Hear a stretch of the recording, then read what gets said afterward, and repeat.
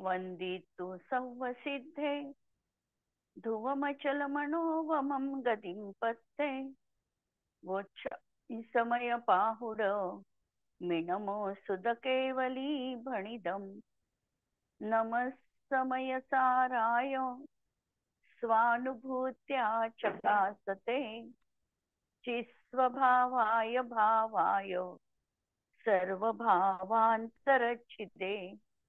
अंतिम शासनायोग 1008 भगवान महावीर स्वामी की जय। द्वादशांग श्रुत देवी की जय। स्वाध्याय कक्ष संपेपर्यंत आपणा सर्वांना चतुर्विध आहाराचा त्याग असणार आहे। समयसार ग्रंथ आपण बघत आहोत आणि सर्व विशुद्ध ज्ञानाधिकाराला आमची सुरुवात झालेली आहे। आणि मागच्या ज्या गाथा आपण बघितल्या दिवाळीच्या आधीच्या, त्या गाथांमध्ये आचार्य कुंदकुंद आणि आचार्य अमृतचंद्र या दोन्ही आचार्यांनी एकांतवादाचा निषेध करून अनेकांताची उपस्थापना केली। सांख्यांचा नित्यवाद आणि बुद्धांचा क्षणिकवाद या दोन्ही एकांताला फाटा देऊन आचार्यांनी स्याद्वाद पद्धतीमध्ये जिनागमामध्ये योग्य पद्धतीने वस्तुव्यवस्था कशी दाखविली याचं प्रतिपादन केलं। म्हणजे या 4 गाथांचा जर तात्पर्य आपण बघितलं तर जो करतो तो भोगतो असा एकांत नाही, जो करतो तो भोगत नाही अन्य भोगतो असाही एकांत नाही, त्याचप्रमाणे जो भोगतो तोच करतो असा एकांत नाही, आणि जो भोगतो तो करत नाही अन्यच करतो असा एकांत नाही। म्हणजे या 4 तऱ्हेच्या अनेकांताला तिलांजली देऊन आचार्यांनी योग्य पद्धतीने वस्तुव्यवस्था कशी असते, करता भोगता संबंधी अनेकांतवाद कसा मांडला पाहिजे या आपण गोष्टी बघितल्या।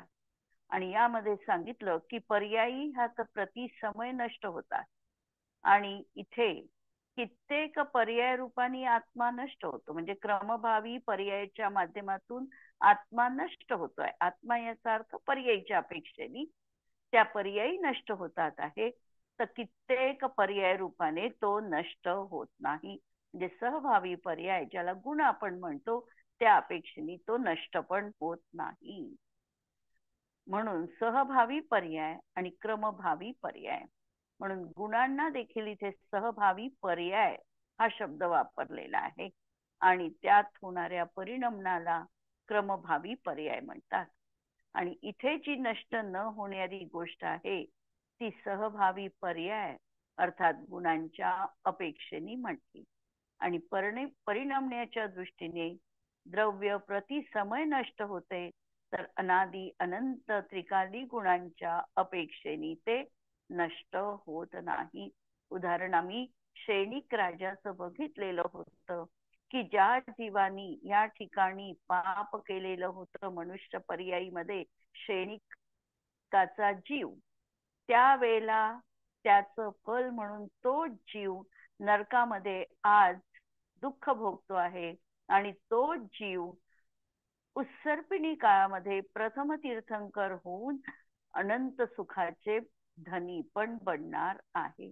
हा जो अन्वय आहे हा पर्याय नष्ट झालेले आहे आणि तोचपणा अन्वय रूपाने टिकून आहे, अशा तऱ्हेने अनेकांत आम्ही बघितलेला होता।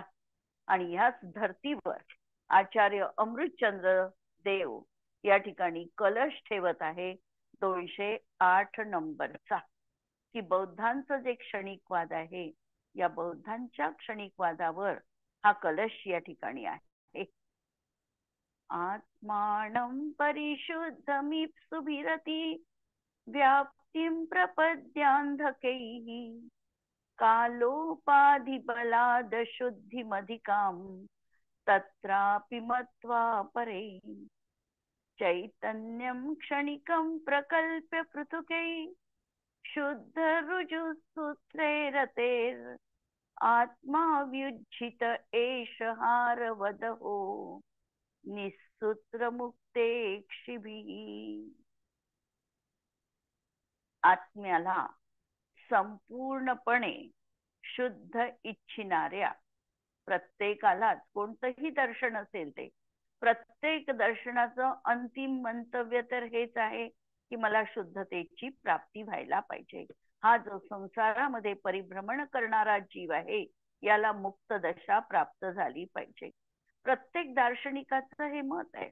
पण त्या मताला त्यांनी योग्य रीतीने न्याय न देता त्याच्या कशाच्या माध्यमातून ते प्राप्त करता येईल याविषयी मात्र विविध संकल्पना आणि एकांतवाद त्यांनी रुजवलेला आहे. म्हणून बुद्धांना देखील संपूर्णपणे शुद्ध आत्माच अभिप्रेत आहे, त्याचीच प्राप्ती व्हावी अशी इच्छा आहे. परंतु असं असतानाही अंध बौद्धांनी, म्हणजे वस्तुस्थितीकडे पूर्ण डोळे झाक करून वस्तुतत्वामध्ये नित्यता पण दिसते आहे याकडे बिलकुल दुर्लक्ष करून, त्याला निराकरण करून, त्याला काढून टाकून, म्हणून त्यांना म्हटलं अंध, की वस्तुस्थिती त्यांना समजू शकत नाही असे जीव अंध म्हटल्या गेले. म्हणून अंध बौद्धांनी कालाच्या उपाधीने आत्म्यामध्ये अधिक अशुद्धता मानून, जर काल गेला तर कालामुळे देखील द्रव्य अशुद्ध बनतं हे त्यांनी मांडलं. आणि म्हणून द्रव्याचा प्रति समय नष्ट होणं ही त्यांनी स्वीकृत केलं. जर काल त्यावर गेला तर द्रव्य अशुद्ध झालं, म्हणजे कालाच्या उपाधी लागली तरी देखील द्रव्य अशुद्ध होतं असं मानलं. आणि यामुळे त्या कालाच्या अधिकामुळे द्रव्यामध्ये अतिव्याप्ती घटित होते हे त्यांचं म्हणणं आहे. अतिव्याप्ती म्हणजे द्रव्याचा तोचपणा, हा जो आम्ही अन्वय मांडलेला आहे, तर हे लक्षण त्या ठिकाणी कालद्रव्याशी संबंधित असल्यामुळे जीवामध्येही जातं आणि कालामध्येही जातं आणि म्हणून अतिव्याप्ती दोष येतो असं त्यांचं म्हणणं आहे. म्हणून अतिव्याप्तीला प्राप्त होऊन आणि अंशग्राही रुजुसूत्र नयाने प्रेरित होऊन, आणि जो आमच्यामध्ये रुजुसूत्र नय सांगितला की एक समयवरती पर्याय बघा, जो ज्या समयात जे करत असेल त्याला त्याच रूपाने संबोधन करणं ही रुजुसूत्र नयाची मर्यादा आहे. आणि एवढा एकच भाग पकडून आम्ही नय तर सांगितला, पण नयाला सापेक्षता पण आम्ही सांगितली की तो तर आहे, पण तो एकांताने नाही, त्यालाही अपेक्षा लावा. पण त्याचा जर एकांत केला तर रुजुसूत्र नयाचा असा एकांत जीवनात घडला की वस्तू केवढी, तर रुजुसूत्र नयाचा जो विषय आहे तेवढी. आम्ही एका अपेक्षेने तेवढी म्हटली, पण त्याला दुसऱ्या अपेक्षेने आम्ही दुसरी धारा देखील जोडली, त्याला काढून टाकून पूर्णपणे निराकरण करून केवळ रुजुसूत्र नयाने प्रेरित होऊन चैतन्यास त्यांनी क्षणिक मांडले. म्हणजे आत्मा प्रति समय नष्ट होतो आहे हे त्यांनी मांडलं. आणि लहान मुलांनी एकत्र गुंफणाऱ्या दोऱ्यांनी रहित केवळ मोत्यांना पाहून हार सोडून द्यावा, त्याप्रमाणे त्या आत्म्यास मात्र सोडून दिले. वास्तविकतः हार ही संज्ञाच मोती आणि सूत्र यांच्या एकत्रीकरणाला आहे. जर आम्ही सूत्र काढून टाकलं, म्हणजे दोरा काढून टाकला आणि नुसते मोती जर आम्ही म्हटलं तर नुसत्या मोत्यांचा कधीही हार बनू शकत नाही. आणि म्हणून एकत्र गुंफणाऱ्या दोऱ्याने रहित, दोरा त्यांनी मांडलाच नाही, अन्वय त्या ठिकाणी मांडला नाही, माध्यम स्वीकारलं नाही, आणि केवळ मोत्यांना बघितलं आणि मोत्यांना बघून त्यांनी हार मात्र त्या ठिकाणी मांडला नाही. अशा तऱ्हेने या पर्यायींना पाहून त्यामध्ये सूत्र रूपाने विद्यमान असणारं जे द्रव्य आहे, जो अन्वय रूप आहे, त्याला सोडून देऊन केवळ पर्याय म्हणजेच द्रव्य आहे असं एकांतानी बुद्धांनी प्रतिपादन केलेलं आहे. ज्याप्रमाणे मोत्याचा हार म्हणजे दोऱ्यामधले गुंफलेले मोती न समजता मोती वेगवेगळे पाहून त्या जो ग्रहण करतो, कारण प्रत्येक मोती पृथक पृथक आहे, पण पृथक असतानाही तो सुसूत्र आहे. एका धाग्यामध्ये तो गुंफलेला आहे आणि तो दोरा मात्र आम्हाला दिसत नाही. त्याप्रमाणे द्रव्य देखील आम्हाला दिसत नाही, पण द्रव्य आम्हाला अनुमानाने ज्ञात होतं. सूत्र आम्हाला अनुमानाने ज्ञात होतं. ज्या अर्थी मोती एका रांगेमध्ये व्यवस्थितरित्या आहे, त्या अर्थी मोत्यांना सुसूत्र ठेवण्यासाठी सूत्राची गरज आहे, हे ज्ञानी चटकन जाणतो. परंतु केवळ मोती पाहून त्यालाच फक्त त्यांनी ग्रहण केलं, म्हणजे पर्यायीलाच फक्त ग्रहण केलं, त्याला हाराची प्राप्ती होत नाही. त्याप्रमाणे बौद्धांनी अनेक पर्यायांमध्ये एक रूपाने व्यापक आणि अन्वय रूप नित्य द्रव्याकडे न बघता अनेक पर्यायांमध्ये जे अनुच्युत आहे, प्रत्येक पर्यायीमध्ये द्रव्य अनुच्युत आहे, त्याला विषय न बनविता त्याच्याकडे न बघता, किंवा जो अन्वय आहे तोच तोचपणा आहे, कायमपणा आहे, त्याला न बघता केवळ क्षणिक व्यक्त पर्यायांकडे बघून, कारण दिसतात आहेत त्यात पर्यायी दिसतात आहे. द्रव्य तर आम्हाला अनुमानाने ज्ञात करावं लागतं. हे द्रव्य आहे असं कुणीही द्रव्याचं अस्तित्व आम्हाला असं दृग्गोचर करून दाखवू शकत नाही. आम्हाला ते अनुमानाने ज्ञात करावं लागतं की ज्या अर्थी ही पर्यायी होतात आहे, या पर्यायींना सुसूत्र ठेवण्यासाठी काहीतरी नित्यांश गरजेचा आहे, आणि तो म्हणजे तो अन्वय अनादिकालापासून अनंत काळ चालत आलेला जो आहे, ते म्हणजे द्रव्य आहे, हे आम्ही अनुमानाने ज्ञात करू शकतो. आणि अशा तऱ्हेने त्यांनी ते न बघता केवळ क्षणिक व्यक्त पर्यायांकडे पाहून वस्तू स्वरूपात सांगितलेले आहे. त्यामुळे ते नित्य चैतन्य मात्र आत्मतत्व ग्रहण करत नाही. जर वस्तू व्यवस्था एक पर्यायापर्यंत त्यांनी सीमित लावली, तर त्यांची नजर ही कधीही ध्रुवावर जाणार नाही, त्रिकाली नित्यतेवर जाणार नाही, आणि म्हणून नित्य चैतन्य तत्व त्यांच्या दृष्टीपथातच आलं नाही. त्यांनी ते सोडून दिलं. क्षणोक्षणी प्रवर्तमान उपयोगाची अवस्था पाहून त्याला, म्हणजे आत्म्याला, कालाच्या उपाधीने अशुद्धता येते असे ते म्हणतात. कालाच्या उपाधी, ती कालाची उपाधी पण आत्म्याला घातक आहे बा, त्यांनी देखील आत्मा अशुद्ध बनतो, हा त्यांनी नवसिद्धांत प्रतिपादन केला. वस्तू नित्य मांडली तर कालाच्या उपाधीमुळे अशुद्धता येते, तेव्हा अतिव्याप्ती दोष येतो, आणि म्हणून रुजुसूत्र नयाने शुद्ध वर्तमान समय मात्र क्षणिकत्व तेवढे पकडून त्यांनी आत्मा तेवढा सोडून दिला, म्हणून नित्यांश त्यांनी सोडून दिला. त्याप्रमाणे आत्मा नित्य मानण्यात कालाची अपेक्षा येते, म्हणून अंश मात्र पर्याय पकडून तेच वस्तूचं स्वरूप आहे असे समजून बसल्यामुळे त्यांनी द्रव्य पर्यायात्मक एक अखंड वस्तूचं ग्रहण केलं नाही. म्हणून वस्तू केवढी, तर त्यांनी पर्याय मात्र वस्तू मांडली. पण जैन शासन किंवा अनेकांत त्या ठिकाणी वस्तूचं स्वरूप द्रव्य पर्यायात्मक एक अखंड रूपाचं करतो. त्यामध्ये द्रव्य देखील आहे आणि अनंत पर्यायींचा समूह आहे. म्हणून द्रव्याची व्याख्या करताना द्रव्याची व्याख्या आम्ही करतो ती अनेक पर्यायांमध्ये अन्वय रूप जे आहे ते, अनंत गुणांमध्ये अन्वय रूप जे आहे ते, आणि प्रत्येक प्रदेशामध्ये जे अनुस्यूत आहे ते म्हणजे द्रव्य. थोडक्यात 3 तऱ्हेच्या कल्पना लक्षात घ्या द्रव्यासंबंधीच्या. द्रव्य ही अशी वस्तू आहे की जी कालाने खंडित होत नाही, जी पर्यायांनी खंडित होत नाही, आणि जी गुणांनी देखील खंडित होत नाही, किंवा प्रदेशांनी देखील खंडित होत नाही. म्हणजे संपूर्ण प्रदेशांमध्ये जे व्यापून आहे, किंवा सर्व गुणांमध्ये जे व्यापून आहे, आणि जे सर्व पर्यायींमध्ये व्यापून आहे, ते म्हणजे द्रव्य आहे. आणि पर्यायी आम्हाला तर दृग्गोचर होतात. या पर्यायी द्रव्य आणि गुण असं मिळून वस्तुतत्व त्या ठिकाणी बनलेलं आहे. आणि अशा वस्तूचं ते ग्रहण करू शकत नाही, तिथपर्यंत त्यांची नजरच पोचली नाही. म्हणून पर्याय मात्र आत्मा मांडला आणि तेही आत्म्याचं स्वरूप यथार्थ नाही असे समजावे. म्हणून ते जे स्वरूप त्यांनी सांगितलं बुद्धांनी, हे यथार्थ स्वरूप नाही.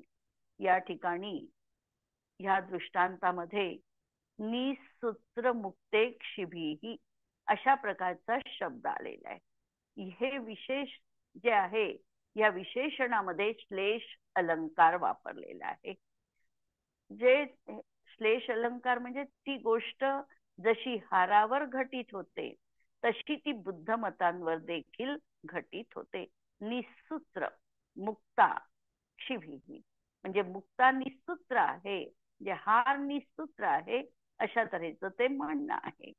आणि दुसरं बुद्ध असं म्हणतात की निसूत्र आहे म्हणजे जिनागम जे सूत्र रूपाणी आहे, उपदेश रूपाणी जे आहे, तो उपदेश त्यांनी स्वीकारला नाही आणि म्हणून त्यांच्या कथनामध्ये निसूत्रता आहे.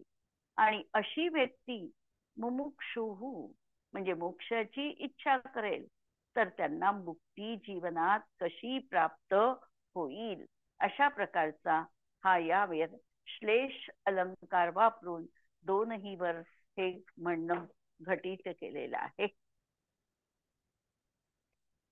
बौद्ध मतानुसारीनी क्षणिकवादाला मानतात. ते प्रतिक्षण होणाऱ्या अवस्थांना स्वतंत्र पदार्थ मानतात. त्यांच्या मते आत्मा तर परम पवित्र आहे आणि त्याला कालाची जरी उपाधी लागली तरी त्यामध्ये अशुद्धता येते. म्हणून आत्म्याचं ते लक्षण जर मांडलं द्रव्यरूप तर त्यामध्ये अतिव्याप्ती दोष येतो. आणि म्हणून या दृष्टीने आत्मा प्रतिक्षण विनश्वर आहे असे बुद्ध मतावलंबी म्हणतात. यावर आचार्यांचं उत्तर आहे की यामुळे आत्म्याचाच लोप होतो. यात केवळ रुजसूत्र नयाचा विषय घेऊन त्याचाच एकांत पाहिल्या गेलेला आहे. पण वस्तू एकांत रूप नाही आहे, अनेकांत रूप आहे. आणि वस्तू व्यवस्थेचा एकांत जर आम्ही केला तर वस्तूचं अस्तित्वच धोक्यात येतं. आणि हीच गोष्ट हाराच्या दृष्टांताने स्पष्ट केली आहे.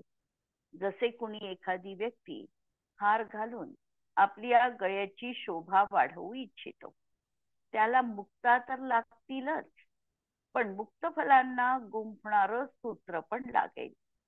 आणि तो सूत्राला हाराचा कलंक आहे असं जर मानेल तर मुक्ता तर राहील पण हार राहणार नाही. सूत्र तर हाराचेच अंग आहे, त्याच्या अभावात हार नष्ट झाला. याप्रमाणे कालाच्या उपाधीलाच बुद्धांनी कलंक मांडला.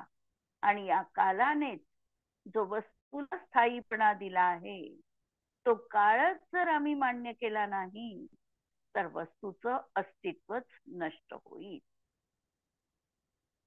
आणि अशा तऱ्हेने जैन ग्रंथांची आचार्यांची ही मान्यता आहे की जीवाच्या दोन अवस्था आहेत. अनादिकालापासून हा जीव सकर्म आहे, ही त्याची अशुद्ध अवस्था आहे. तो जीव जेव्हा आपल्या त्रैकालिक शुद्ध चैतन्याला जाणण्याच्या, मानण्याच्या आणि तद्रूप आचरण करणारे जेव्हा कर्म बंधनांनी तो रहित होतो, तेव्हा ती जीवाची शुद्ध अवस्था होते. म्हणजे ह्या सगळ्या अशुद्ध अवस्था आहे, सकर्म अवस्था आहे. पण ज्या वेळेला हा आत्मा आपल्या शुद्ध अवस्थेला प्रतीती घेईल की हा मी आहे, अशा तऱ्हेने त्याचं श्रद्धान होईल, ज्ञान होईल आणि आचरण होईल, तेव्हाच हा जीव कर्मबंधानी रहित होऊ शकते. आणि कर्मबंधानी रहित होणं ही जीवाची शुद्ध अवस्था आहे. प्रत्येक जीव द्रव्य अपेक्षेने शुद्ध आहे. त्या शुद्ध होण्याची शक्ती विद्यमान आहे. वर्तमान अवस्था म्हणजे पर्याय आमची पाहिली तर आज अशुद्ध आहे, पर्याय विनश्वर आहे. ही अवस्था संपून जीवाला शुद्ध अवस्था प्रगट होऊ शकते आणि ती आपल्या त्रैकालिक स्वभावाच्या आश्रयानेच प्रगट होते. हा ज्ञान स्वरूप जीव सदा विद्यमान आहे. हा आमचा जो अंतरंगामध्ये हा चैतन्यमय आत्मा आहे, हा बाहेरून कुठून आला नाही आणि कुणाच्या साठी म्हणजे या आत्म्यासाठी आम्हाला कुणावर अवलंबून राहण्याची पण गरज नाही. हा मीच आहे. मला माझ्या त्या स्वरूपाची ओळख फक्त पटायला हवी आणि यालाच आगमामध्ये पारिणामिक भाव असं म्हटलेलं आहे. या त्रिकाल शक्तीची श्रद्धा, ज्ञान आणि आचरण हेच रत्नत्रय आहे. वस्तूची यथार्थता स्वीकार करून तदनुसार आचरण करणारा जीवच मुक्ती प्राप्त करू शकतो.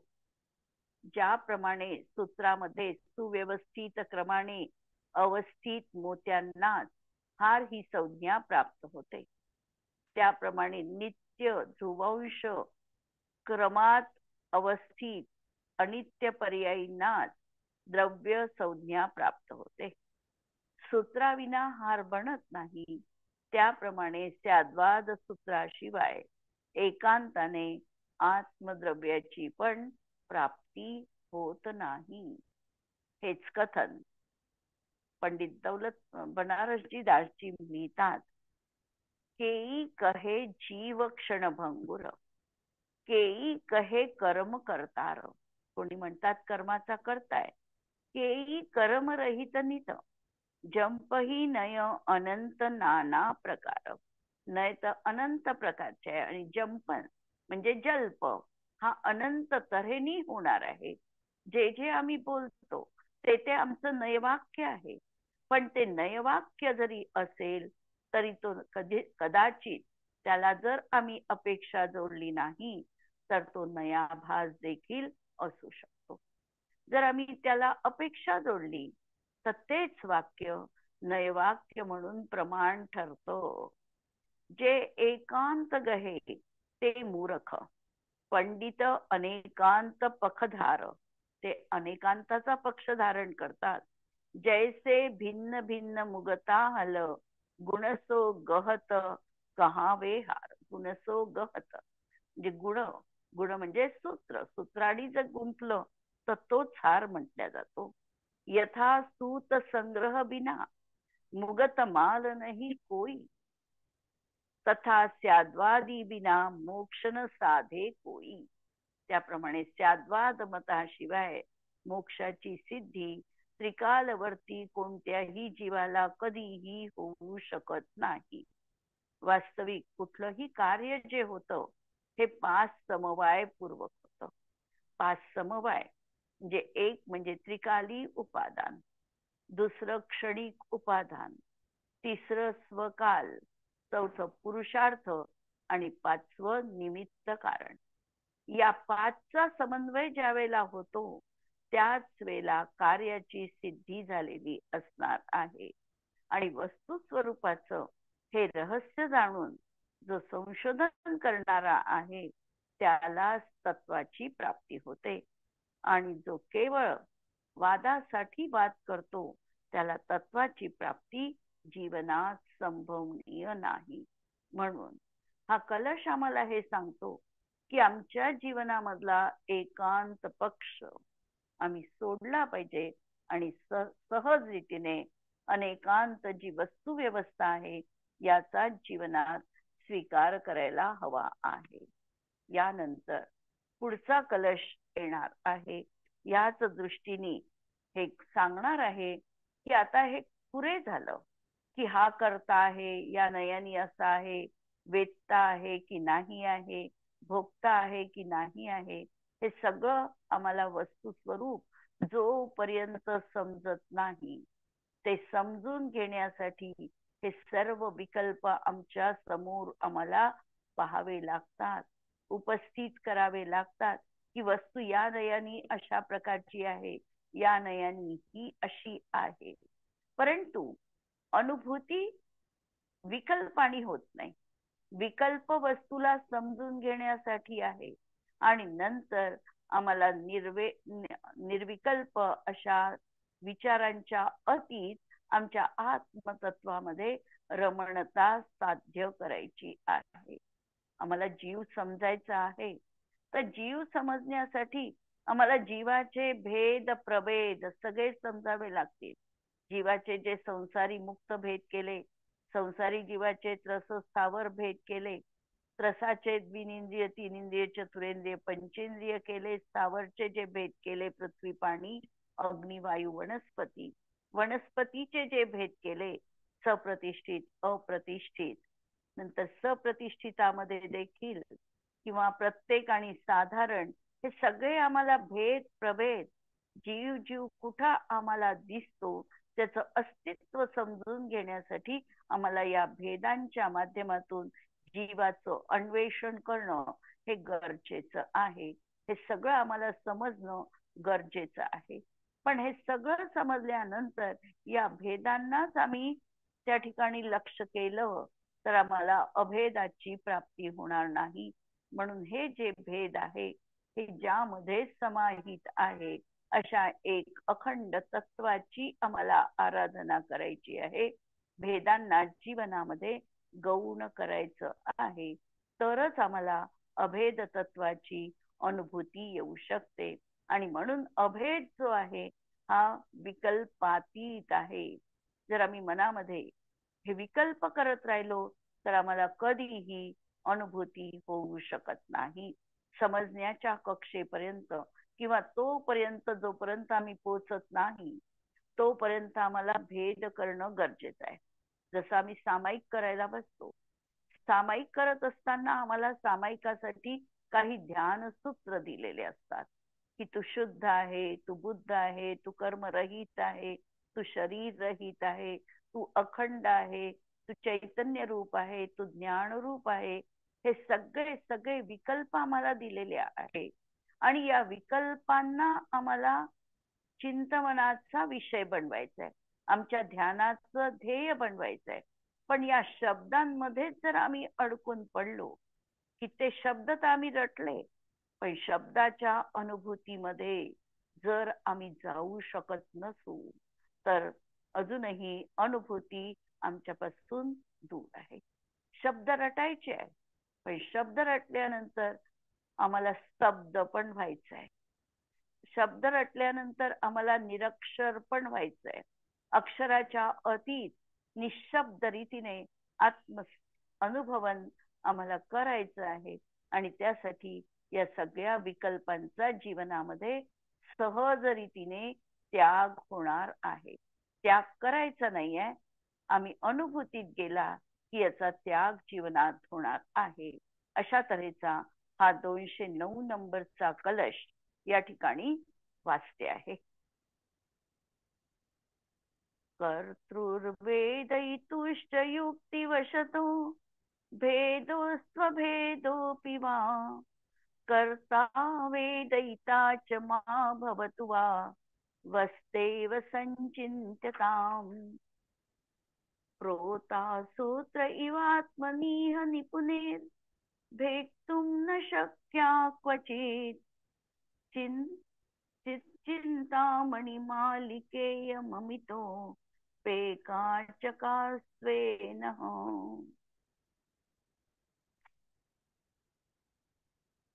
एक अखंड आत्म्याचा अनुभव करण्याची प्रेरणा या कलशात आचार्यांनी दिलेली आहे. कर्ता किंवा भोक्ता यामध्ये युक्तिवशाने भेद किंवा अभेद असो. म्हणजे आम्ही कर्ता अलग आहे म्हटलं, भोक्ता अलग आहे म्हटलं, किंवा कर्ता तोच आहे म्हटलं, भोक्ता तोच आहे हे म्हटलं. म्हणजे भेदही आम्ही सांगितला, अभेद पण आम्ही सांगितला. म्हणजे त्याच्यामध्ये भेद असो किंवा अभेद असो किंवा कर्ता भोक्ता दोन्ही असू देत, वस्तूचे तेवढे चिंतन करा. आम्हाला आता त्या भानगडीत जायचंच नाहीये, ते आम्हाला समजलेलं आहे. समजल्यानंतर आम्हाला त्यापासून निवृत्त व्हायचं आहे आणि निवृत्त होऊन वस्तुतत्वाचं तेवढं ध्यान आम्हाला जीवनात करायचं आहे. कारण की चतुर पुरुषाकरवी सूत्रामधले गुंफलेली मण्याची माळ ज्या प्रमाणे भेदल्या जाऊ शकत नाही, त्याप्रमाणे एकरूप आत्म्याच्या सूत्रामध्ये गुंफलेली ही चैतन्य चिंता मणिरत्नाची माळ भेदल्या जाऊ शकत नाही. जोपर्यंत आम्ही वस्तू विकत घेत नाही, तोपर्यंत नाना विकल्प आमच्या मनामध्ये चालू असतात की कोणत्या दुकानात काय घ्यावं, कशा प्रकारे खरेदी करावी, ही वस्तू कुठे स्वस्त मिळेल, मला काय चांगलं दिसेल, माझ्या बजेटमध्ये ती वस्तू आहे की नाही, या सगळ्या विकल्पांना कुठपर्यंत आम्ही करतो. जोपर्यंत वस्तू आम्ही प्रत्यक्ष खरेदी करत नाही, तोपर्यंत हे विकल्प सुरू असतात. पण एकदा का जी वस्तू आम्ही खरेदी केली, त्यानंतर जसं विकल्प संपतात आणि संपायला पाहिजे. जर विकल्प संपत नसतील तर आम्ही त्या वस्तूचा निखळ आनंद घेऊ शकत नाही. जर विकल्प अजूनही मनात असतील की नाही ही चुकीचीच घेतल्या गेली किंवा ही तिथेच घ्यायला हवी होती, हा जर भाव असेल तर आम्ही वस्तूचा निर्विकल्प अनुभव किंवा आनंद घेऊ शकत नाही. जर आम्हाला निर्विकल्प आनंदाची अनुभूती हवी असेल तर आम्हाला या सगळ्या विकल्पांना विराम देऊन केवळ त्या वस्तूला घातल्याने जे समाधान मिळणार आहे ते समाधान भोगावं लागणार आहे. म्हणून या ठिकाणी हे सांगतात की आत्मतत्वाविषयीचा हा कर्ता आहे, हा रुजूसूत्र नयाचा विषय आहे. कर्ता भोगता पण हा कोणत्या नयामध्ये बसू शकतं, हे सगळे सगळे विकल्प आम्ही केले, नयविवक्षा आम्ही जाणून घेतल्या आणि जाणून घेतल्यानंतर आचार्याचा सांगतात आहे की हे जे चैतन्य तुझं निखळ तत्व आहे, या चैतन्य तत्वामध्ये तू रममाण हो. तू आता फक्त चैतन्य चिंता मणिरत्नाची अशी ती माळ आहे, ती तू गळ्यात धारण कर आणि ती माळ कोणत्याही पद्धतीने छेदल्या भेदल्या जाऊ शकत नाही. ती न कालानी खंडित होते, न ती द्रव्यानी खंडित होते, न गुणांनी खंडित होणार आहे. अशी ही चैतन्य मण्याची माळ आता तू निर्विकल्प अंतरंगानी धारण कर. म्हणजे आत्म्याला फक्त तू आत्मरूपानी अनुभव घे. अशी ही आत्मरूप माला तेवढी एकच आम्हाला संपूर्णपणे प्रकाशमान हो. अर्थात नित्यत्व अनित्यत्व आदी विकल्प सोडून आत्म्याचा एक निर्विकल्प अनुभव येऊ. वस्तू द्रव्य पर्याय रूप अनेक धर्मात्मक असल्यामुळे विवक्षेने कर्ता भोक्तापणाचा भेदही आहे आणि अन्य विवक्षेने भेदही नाही. भेद पण आहे आणि अभेद पण आहे. अर्थात कर्ता भोक्ता या अपेक्षेने भेद किंवा अभेद तरी का मानावा. केवळ वस्तुमात्राचा त्याच्या असाधारण गुणरूपाने अनुभव करावा. याप्रमाणे आत्मा ही वस्तू असल्यामुळे द्रव्य पर्यायात्मक आहे. म्हणून चैतन्याचे परिणाम स्वरूप पर्यायाच्या भेदाच्या दृष्टीने तर कर्ता भोक्ता यांचा भेद आहे. चिन्मात्र अपेक्षेने काही भेद नाही. असा भेद असो किंवा अभेद असो, किंबहुना चैतन्य अनुभूतीमध्ये भेद अभेद तरी का सांगावा. कर्ता भोक्ताही म्हणू नये, फक्त चैतन्य मात्र अनुभव करावे. आणि चैतन्य मी चैतन्य रूप आत्मा आहे हेही शब्द तिथे नाही, फक्त अनुभूती आहे. याप्रमाणे मोतीहारामध्ये सूत्र आणि मोती यांच्या विवक्षेने भेद अभेद आहे. माला मात्र ग्रहण करण्यामध्ये भेद अभेद विकल्प नाही. याप्रमाणे आत्म्यामध्ये चैतन्याचे द्रव्य पर्याय या अंशाच्या अपेक्षेने भेद प्रभेद आहे.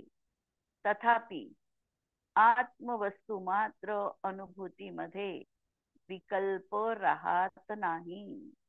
म्हणून आचार्य म्हणतात की अशा आत्म्याचा निर्विकल्प अनुभव आम्हाला प्रकाशमान हो. आम्हाला बाकीच्याशी काहीही कर्तव्य नाही. नाही काय सांगतात याचं आम्हाला प्रयोजन नाही. आम्हाला तर अनुभूती हवी आहे आणि म्हणून अनुभूतीच मला माझ्या अंतरंगामध्ये प्रकाशित व्हावी. ही मनोमन भावना आमच्या जीवनात आम्हाला भावायची आहे. आणि भावना ही निरंतर भवनाशिनी असते. आपण इथे थांबूया. जिनवाणी के ज्ञान ते सूझे लोकालो, सो जिनवाणी मस्तक नमो सदा देतो हो. नमो अरिहंताणम नमो सिद्धाणम नमो आयर्याणम नमो वज्रायाणम नमो लो ए सवसाहुणम. सर्वांना जय जिनेंद्र.